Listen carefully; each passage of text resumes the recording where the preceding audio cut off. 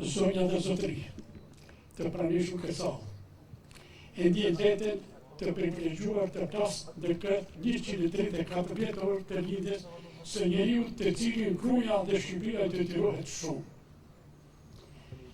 Në emër të Partisë Civize Legaliteti Dega Gruj, lejoni të përshëndes të gjithë dhe në veçanti fisin Kupi. Jam përpjekur mos të bie në mbi vendosje, po si të qoftë nota atakojmë aty këtu, pak fjalë ka për ta. Abbas Kupi, që një ndër organizatorët dhe përfaqësuesi kryesor i krahut nacionalist të konferencës në Bezos, mbajtur me 6 administratorë në 1920. Ku zot dhe antarë i Këshillit. Aty ai deklaroi para delegate se jam bashkuar me ju me punu për të mirën e Shqipërisë e me luftue okupatori. Unë jam mbrojtës i legalitetit. Jam amretizok, këtë takim konkludoj me konferencën e Munkes. Pikërisht, kjo ishte një nga ngjarjet që tregon se kush ishte Abbas Kupi dhe si e sa do të ai atë dheu e vetë. Me 21 nëntor u formu organizata kombëtare OKL-ja, Lëvizja e Legalitetit, sot Partia Lëvizja e Legalitetit.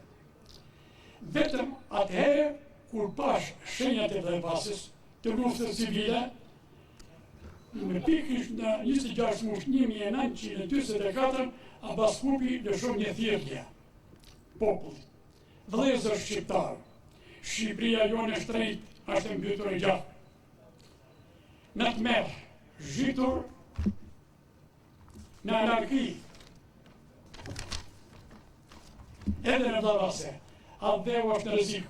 Ky rrezik nuk mund të largohet derisa shqiptarët të përqarë nuk do të bashkohen të gjithë rreth një qëllimi, shpëtimin e Shqipërisë. General Abbas Kupi, zogist, mbështetës i kauzës mbretore, nacionalistat e ta, strategë dhe hesnute, trime politikon, vazhdoj me këngulje e pa ndargu veprimtarinë e tij antikomuniste dhe pro-mbretore deri sa kaloi në përjetësi në New York. Jam të vetëm pak nga kush ishte Abbas Kupi. Prandaj sot figura e tij duhet të ketë një vend shumë të merituar në historinë e këtij kombie.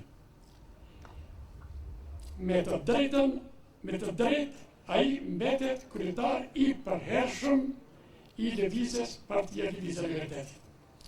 Jam shumë shpresplot se së shpejti bustin e Abbas Kupit do ta shohim të ngritur me madhështinë që i ka hije në zemër të këtij qyteti. Ju falenderoj.